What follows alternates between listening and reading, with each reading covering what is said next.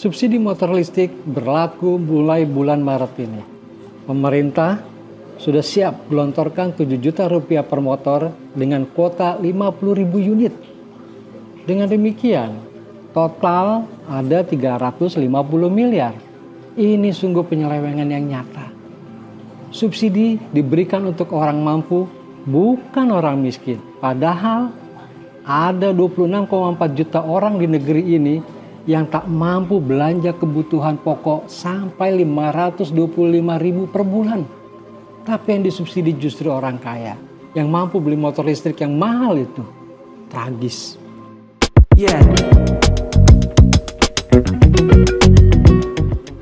Menteri Energi dan Sumber Daya Mineral memastikan subsidi pembelian motor listrik 7 juta rupiah per unit berlaku bulan ini, Maret 2023. Kuotanya 50.000 unit. Hello, harga motor listrik lebih mahal dari harga motor dengan BBM. Artinya, yang beli ya orang mampu dari sisi ekonomi, terus disubsidi. Salah kaprah. Bayangkan, selama ini pemerintah mengeluh subsidi salah sasaran karena yang menikmati orang kaya.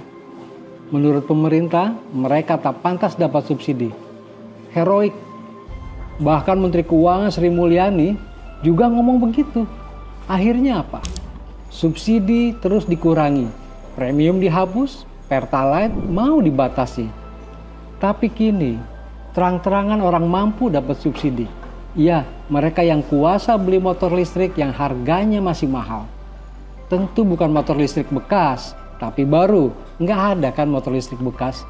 Nah, siapa untung dari subsidi ini? Satu, sudah pasti konglomerat. Ini adalah insentif untuk produsen penjual motor listrik supaya produknya laku. Pemerintah tanggung 7 juta per unit soalnya. Perusahaan Boy Thohir, contohnya ya, kerjasama dengan Toba, perusahaan yang didirikan oleh Luhut Panjaitan, ikut jadi pemain di sini. Asoy. Dia lagi. 2. PLN. Perusahaan plat merah ini lagi kelebihan pasokan listrik. Perkiraan sekitar 30 gigawatt sampai 2030. Jangan lupa, setiap 1 gigawatt biaya yang harus ditanggung sekitar 3 triliun. Sadis.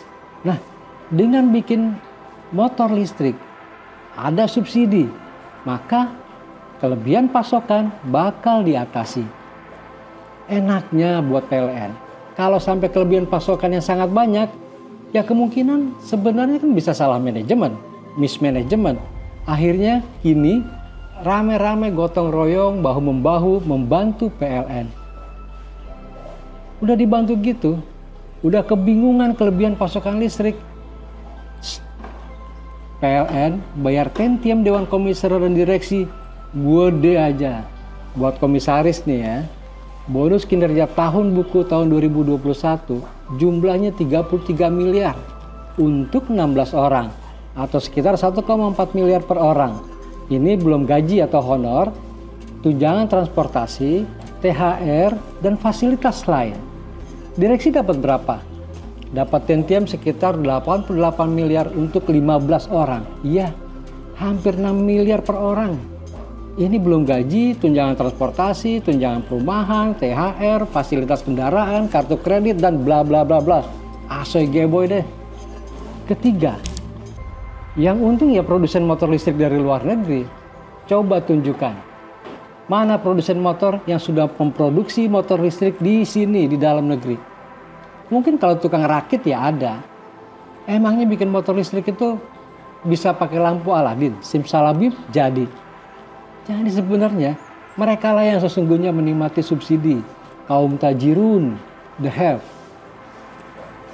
Bayangkan, padahal nilai duit subsidi 350 miliar itu, ini baru yang ketahuan ya, setara dengan 700.000 kemampuan orang miskin belanja kebutuhan pokok. Karena kemampuan orang miskin yang masuk kategori miskin, belanja untuk memenuhi kebutuhan pokoknya di bawah 525.000 per bulan. Nah, subsidi motor listrik ini pemborosan atau penyelewengan? Tentu pemerintah punya 1001 alasan untuk berkilah. bukan 1001 diskotik. Yang pasti, subsidi motor listrik itu tentu bukan untuk orang miskin yang jumlahnya 26,4 juta orang. Eling lan waspada.